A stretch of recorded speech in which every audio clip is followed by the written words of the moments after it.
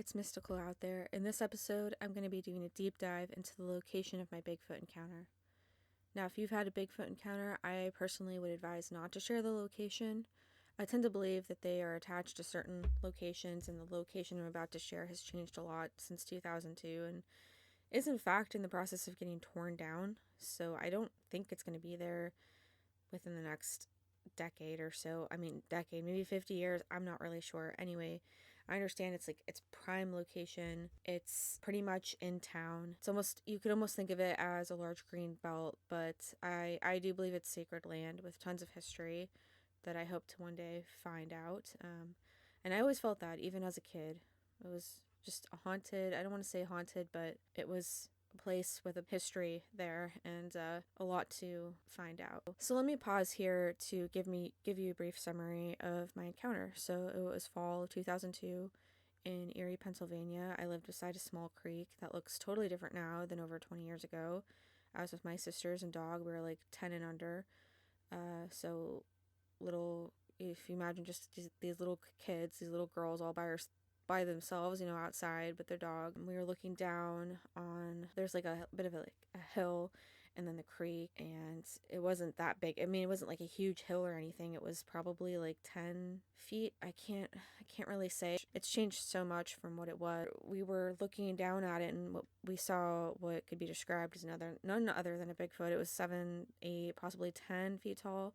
It walked hunched a bit in the creek, standing on two legs. It wasn't a bear, all covered in black hair, fur. It was a very strange type of fur. I mean, I'm telling you right now, I could not see eyes, I could not see a nose, I could not see a mouth, even though it was close enough to see. It was just nothing. If you can imagine a gorilla head, okay, the conical gorilla head.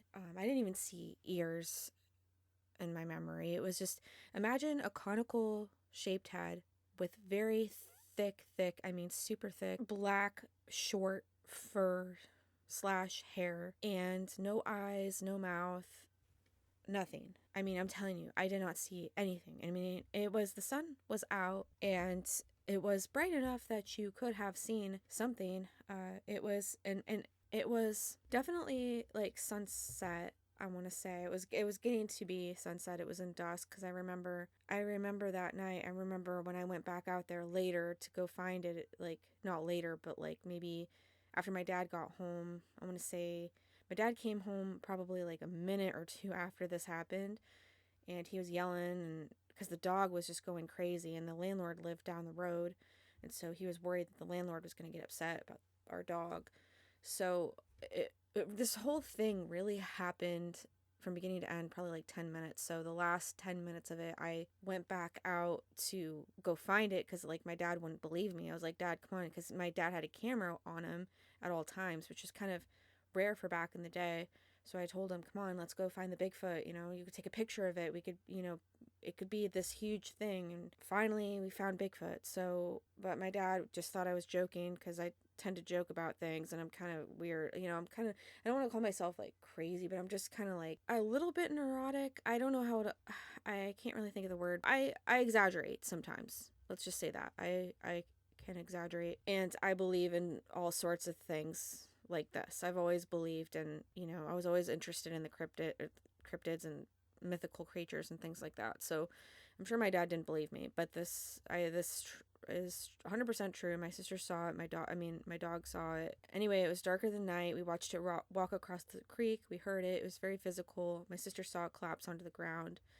And though there were signs before and after, and my brother had seen it one other time, we never saw the creature again, despite living in that area. And about over a decade of going into the woods. So yeah, at this rate, I believe that this location is probably going to be unrecognizable within the next 50 or so years. So I hope not, but you know how it is, Back then it was more wooded, but it's still not exactly the place you'd suspect to see a cryptid. It's just not. I mean, the woods are about 5 or so acres now, and maybe close to 7 at the time. And I really worried about getting lost in it, because it's just pretty much surrounded completely. You could walk to the mall in 10 minutes or so. If you've never heard of the Mill Creek Mall in Erie, I'm talking a 2.2 million square feet of space. I don't think that's even including all the stores outside of it. So it is actually one of the largest enclosed malls in the United States, with big stores like Macy's, JCPenney's, Sears at the time, and this is just at one end of the woods. At the same distance is a neighborhood and Peach Street, one of the busiest roads in Erie, with all the chain restaurants, hotels like the Marriott, grocery stores, Walmart. Back then, it wasn't built at the time, or may have been in the process, but then at the other end, there was an upscale nursing home.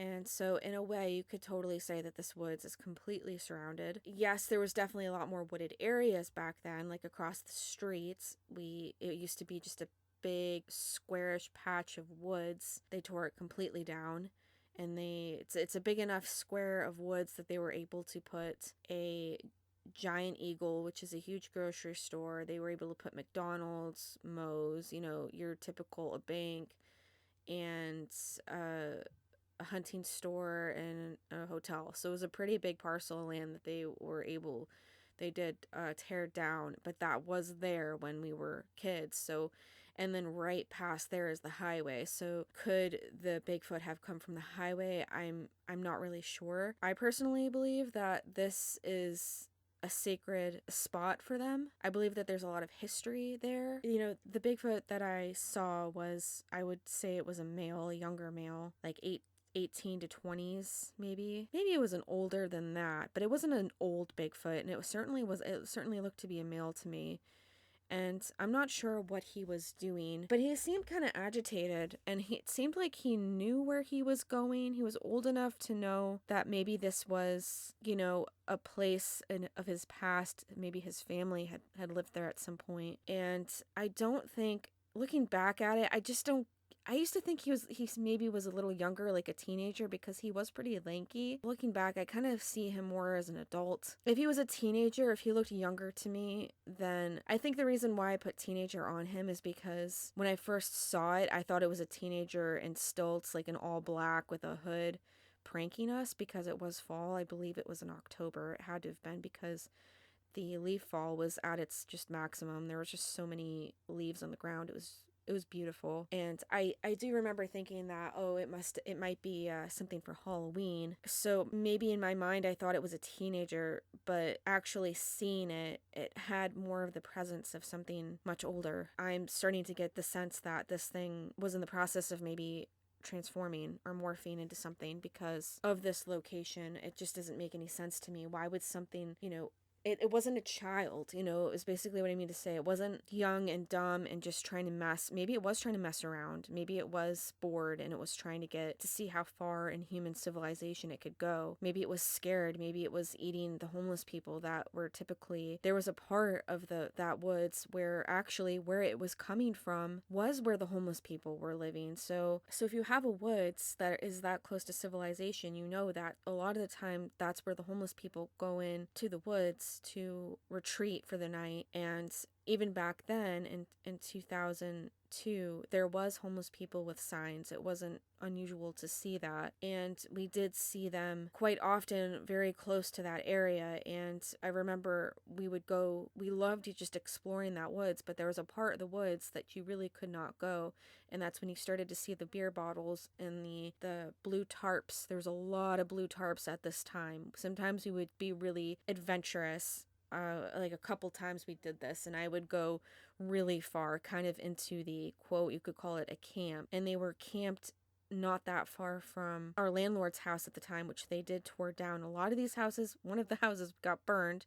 We had a house fire, and let's see, three of them are demolished now. So this land that I'm talking about is just completely different. It's not anything the same as what it was. Basically, there's some things that are the same. Like there's a special rock that I always loved there. It sparkles in the sunlight, and I thought there's something magical about it as a kid. I did see that rock still there, and I hope that it stays there actually forever. And I hope that whatever they're trying to build, I know that they just tore down a bunch of the woods and they're gonna make like some kind of senior housing again. I don't know. It's just dumb because it's not the place to put things like that. But I hope that, I don't know, the world just comes to a stop. I mean, I don't mean it like that. That's just awful. I just hope that basically that woods can be saved somehow and turned into some kind of park or something for people to walk their dogs or something. I would just hate to see this sacred place just continue to get destroyed, but unfortunately, I think that's where it's headed. I went really off topic here, and I don't even know where I was. I'm so sorry. Please apologize. It's just the ADD coming out. So yes, there was an upscale nursing home, and so you could just think of this as like a Central Park in New York City. You know, no, Erie isn't super populated. It was only about 103,000 at the time of a population, but you know what I mean. So anyway, I did some digging, and as far as I can tell, according to a 2010 article from Senior Housing News, the nursing home Spring Hill was there at the time. So the Forest View Healthcare Center opened in 1993 as a 60-bed skilled nursing facility and later grew to include additional 26 beds. So we saw this thing in 2002. So in 2001, a substantial bequest from a resident led to the expansion of Spring Hill's residential living complex to include a new community room for entertainment, a cafe, and a fitness center.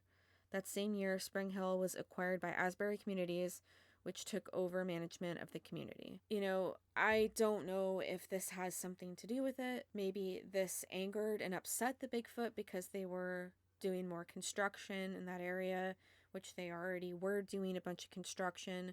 Could this Bigfoot had been the leader of his pack or tribe or whatever the word is for them, his community, let's just say, and he was scouting the area and just trying to see what was left that he could salvage. I mean, at the time, they're still there. There's May apples. I didn't know what they were at the time, but there was just so many May apples growing in that area, and they're like, if you don't know what they are, they're just, you can't eat the leaves, but I think you can eat the fruit, and they look like little bananas or something, and they're really cool looking, and I didn't know what they were, but there was a lot of them growing, and last time I went in there, you know, it's really hard for me to go in there now, and I would love to go in there and just explore and study and just, although it is nothing what it was, but I mean, it does hurt to see at times, but, you know, it's dangerous in there now. It's a scary place to go in because I believe that there is some evil going on in that woods now that wasn't there before. Well, I guess maybe it was there before. But anyway, so yeah, he could have been a tribe member, or he could have been going to these, I mean, I'm not trying to accuse the Bigfoot of anything, but yes, where we saw him, he was coming from the direction where the homeless encampment was. And I'm talking, when I say homeless encampment, I say there might have been like 5 to 10 tents, if that. It was very small, and I remember the landlord's house was really nice. They had like a pool, and it was just very beautiful, upscale kind of house, and behind them that you could see the blue, especially when the trees started to lose their leaves, you could see that bright blue of the tarps in there. And sometimes I think they would get them removed, like call the cops on them and stuff, but a lot of the time they were just left there.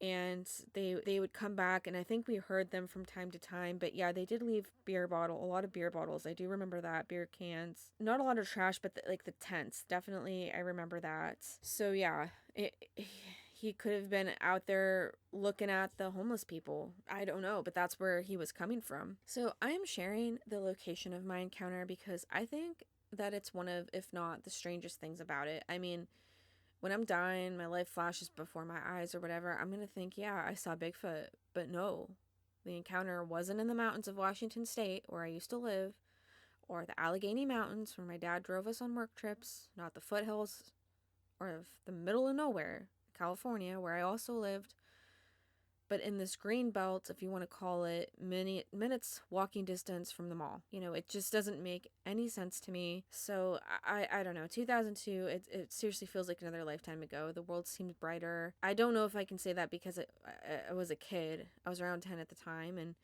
the woods was seriously like a jungle, and you know, there was waterfalls, and the creek was just beautiful to listen to, and the creek was deep enough to support minnows and other critters, and there were just critters all over, and it was just really easy to find butterflies and, you know, bugs of different kinds, and snakes and toads, and there's just a different energy in this area that I was always drawn to as a kid, and even now, and unfortunately it's just not what it is now. The creek is pretty much dry. And now there's people in there that, carve racist stuff, which I can get into the racist. I think that by the time I was getting ready to graduate high school, I think that's when things really started to go downhill, because I may have seen I want to say a KKK person in there.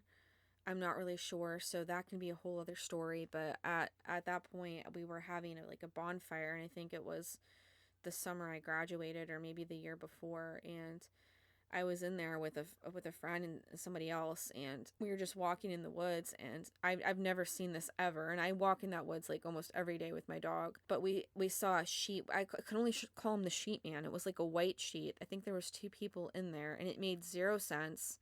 It was really scary. And now looking back, I'm like, why would somebody be wearing a white sheet? So I'm thinking maybe since I saw let's just call it the N-word, carved on a tree, maybe this was a racist thing. And I do think that racism is highly an evil thing. It's a thing that comes and is rooted in evil. So I don't know. And there was talk of devil worshippers in that woods growing up. Definitely. Yeah, I wish I could go back, and my memory, it's just some things are very fuzzy now because it's just been so long, and I've just been through so much, and I'm just so tired, and it's hard for me to just remember things, but some things I do remember, and Bigfoot's definitely one of them. You can't forget that. I don't think I'll ever forget that.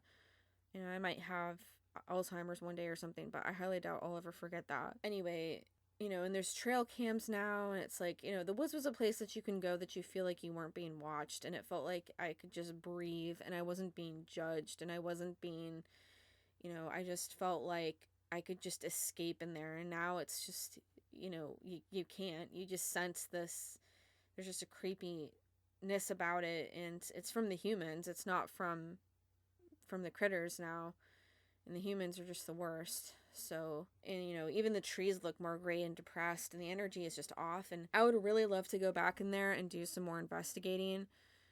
Last time I did go in there, I did find some unusual prints in the mud, but unfortunately, I don't know.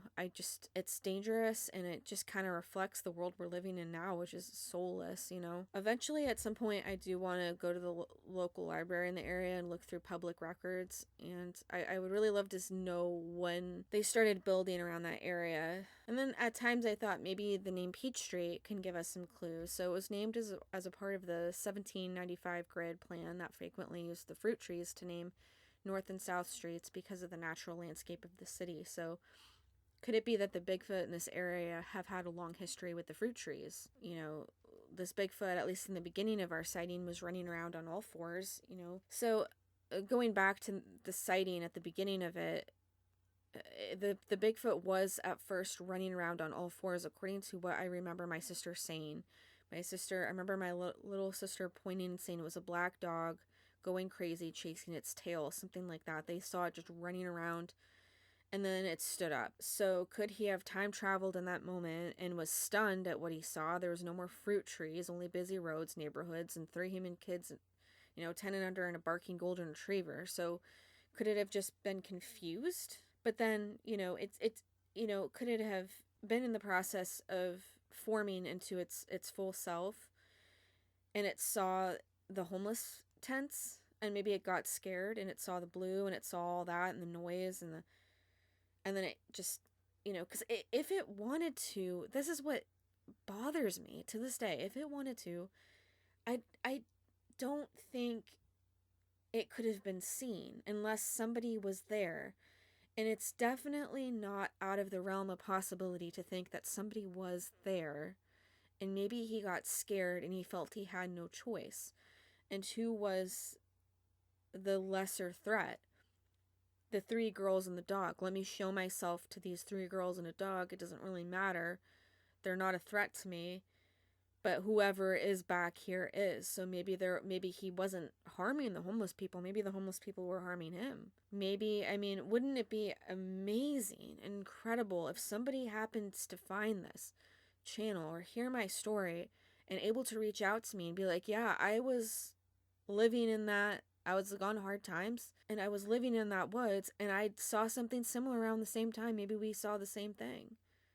Wouldn't that be incredible? I've tried to reach out to the landlord, but it's really hard. It was tough reaching out to him, and to be honest, I'm kind of scared.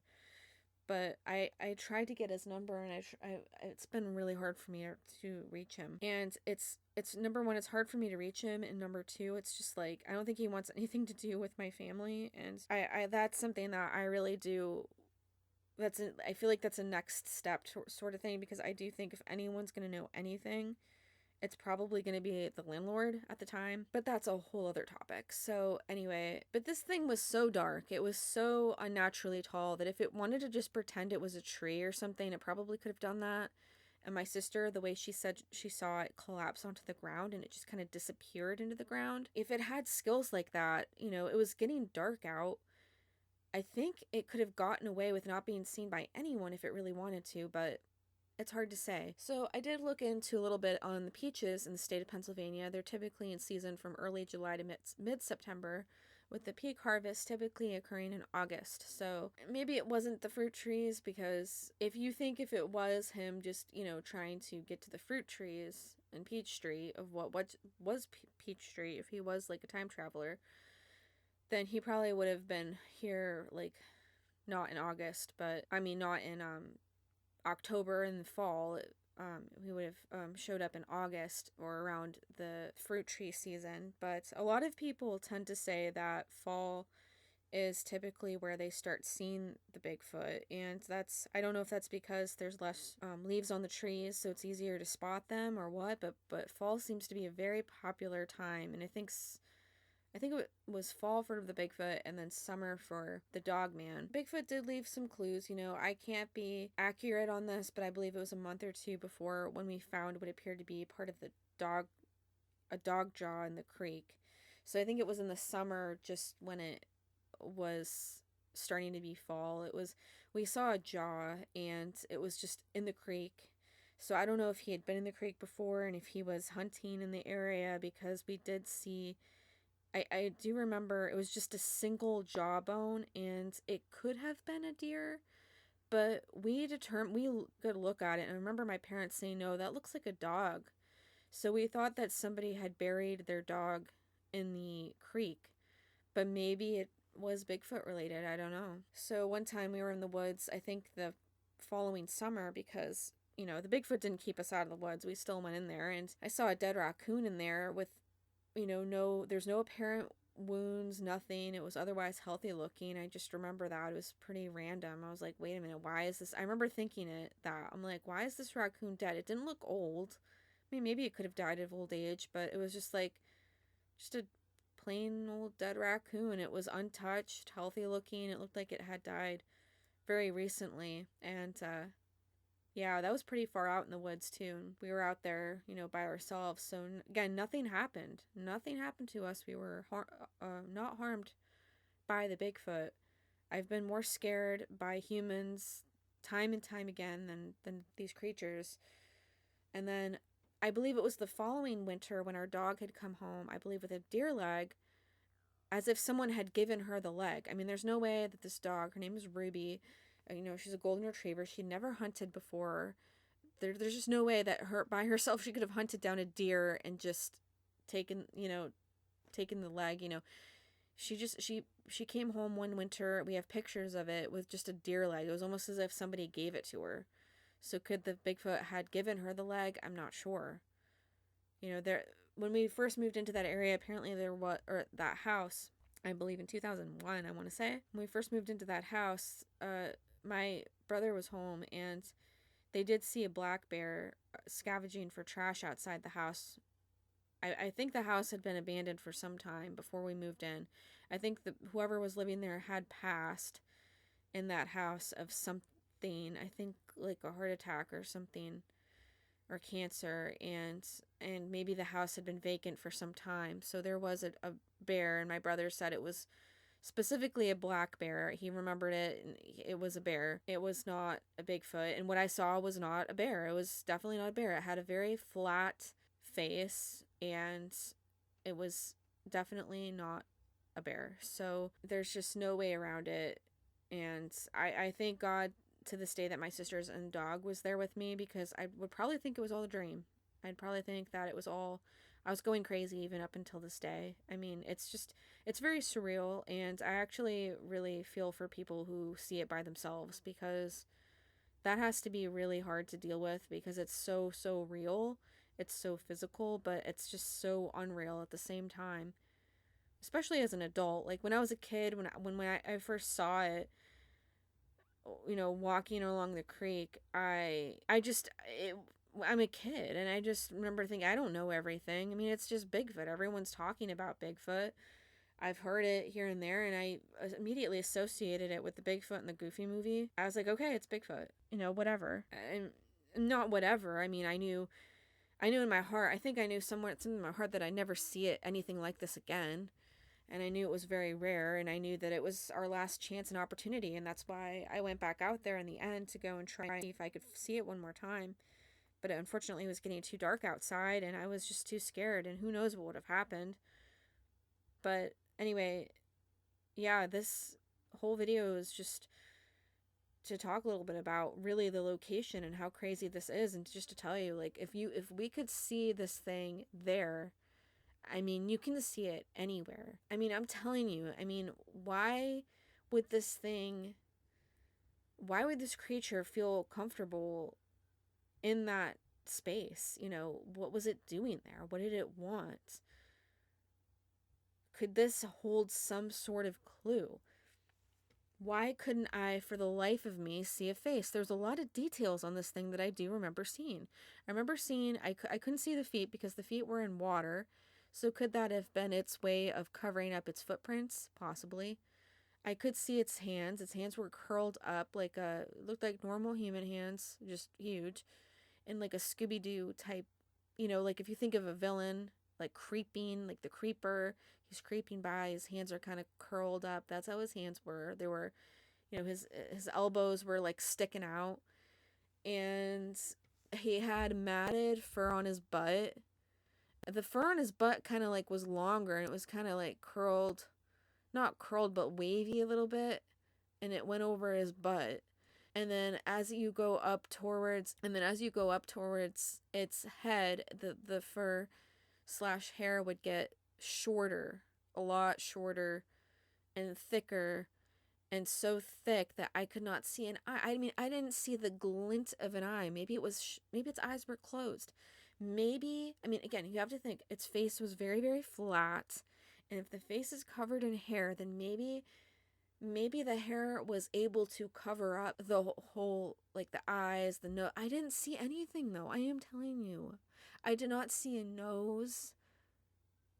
I didn't see anything. I didn't see a mouth. I didn't see a line where the mouth would be. I didn't see. Could it have been that I was too scared and it just blocked it out, and I was just like, my memory was just blacked out? It wasn't that far away. It was, I mean, and we were kind of looking down on it almost, because we were on a hillside, and I remember going down the hill a little bit, and I remember throwing stuff at it, like rocks and things, and I remember trying to get its attention, and I was like, hey, I think I said a few words to it. I was like, hey, like, are you Bigfoot or something, or who are you? And I just remembered I was just sliding down towards it, and my dog she was just going crazy at this thing, and so it was my dog that really stopped me. And because she was right by my side, and her hair was up on end, she was just barking and snarling nonstop at this thing. But I mean, maybe it was at an angle that I couldn't see, and it was just always at an angle where the shadows hit just right to where I couldn't see anything. But that's something that really, really bothers me. And I think it almost makes it worse that other people have claimed that they've seen this thing without any facial features as well. Again, this thing was not a light-colored creature, so could it have been just the way the shadows were? Absolutely. But, it's unfortunate that it's one of those things that you cannot go back in time.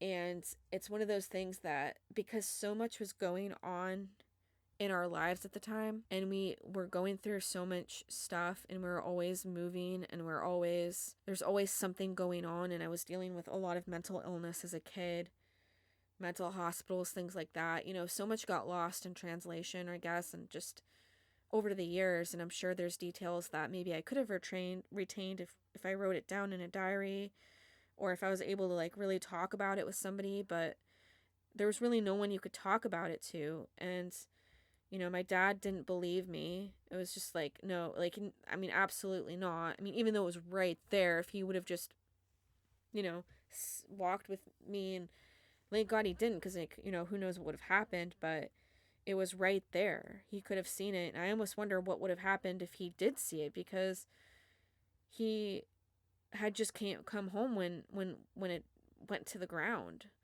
So, how would it have changed my dad? I don't know. I don't know. He would probably want us to move or something. I don't know. It's hard to imagine what would have happened if he did actually see it. He probably would have dismissed it or something. Still, it's all very strange. And it's all very strange that even though that happened, we just kind of like went about our lives. And I do remember going to school, and I remember telling, the people the kids at school, some of them, I was like, hey, I saw a Bigfoot. And I just remember being laughed at and mocked, because I was already dealing with different traumas and things like that, and just like different things that we had to go through. And I was really struggling, and I didn't have anyone to talk to as a kid. And so it was just one of those things. It's like, all right, no one's going to believe you. And I felt that in my soul. I'm like, no one is going to believe me. So what is the point of even talking about this or even thinking about it? But we did end up going in the woods like very shortly after, and we never saw it again. Again, it's just like we never did. That's really what I have to say about the location right now. I mean, it was so different. There was a lot more water, more trees. It was just beautiful.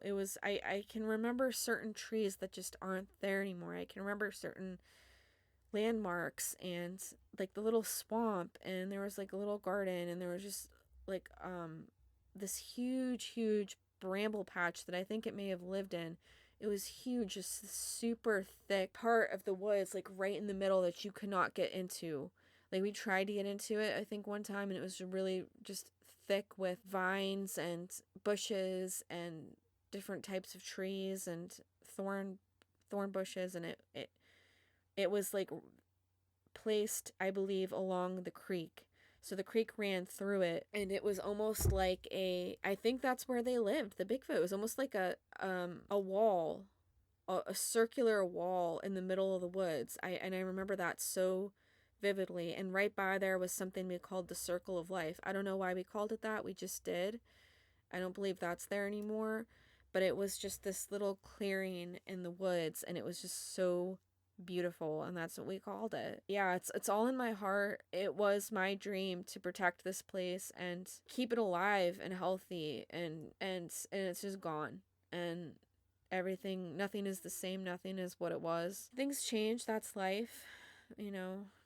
I know eventually one day nature will reclaim everything. There's just no doubt about it. But it's really hard to portray and describe how magical it really was growing up, and to see some place like that you love, and that gave you some sense of hope and safety, and just it gave you something, to hold on to. And then you just see it just for what it is today, and there's just nothing you can do about it. And you see the buildings go up, and the apartments, and it's just going to be more suffering. And it's just the fast food chains, the banks. It's just things that really don't really bring people, I mean, some people maybe it brings joy, I would hope, but it's just like it's just being replaced by things that don't bring people a lot of joy. And that's what kills me. I don't know. It's just it's hard to talk about. It's hard to, it's hard things to talk about. So anyway, I think with that all being said, I hope that this paints a better picture of the location, and it's something to look into for sure. If you've had a Bigfoot encounter or a cryptid encounter, really look into the location. I'm sure there's clues there that we can use to find out more about why, and learn more about these cryptids through the locations. I guess before I leave here is just I did message someone. If you don't know who David Pilates is, from 411, I messaged him at one point and I did get an email back, and it was, did you see this thing near water? And before, I don't even think I mentioned anything about the creek in the email, and so he is one of the few that has come out, and he says water. You know, that's where you're going to be finding these things. They use water to transform, to appear. People have claimed they've seen these things in orbs of light. Could we have seen this thing in the middle of a transformation? Maybe they don't come here fully transferred. Maybe they morph and they grow in bits and pieces, and there's just so much to this. It's just wild, and it's just not even the creek. We weren't that far at all. We could see Lake Erie, the beautiful blue line of Lake Erie from that beautiful location that really should have been cherished and turned into a park or something. It really should have been. Just beautiful location. So we were really, really close to the Lake Erie. Just tons of water. Beautiful area. I really hope that people cherish nature more and respect these areas that may be sacred. You know, maybe we need to respect them more. Maybe that's what we're missing in our society. Thank you so much for listening. Stay mystical. See you in the next one.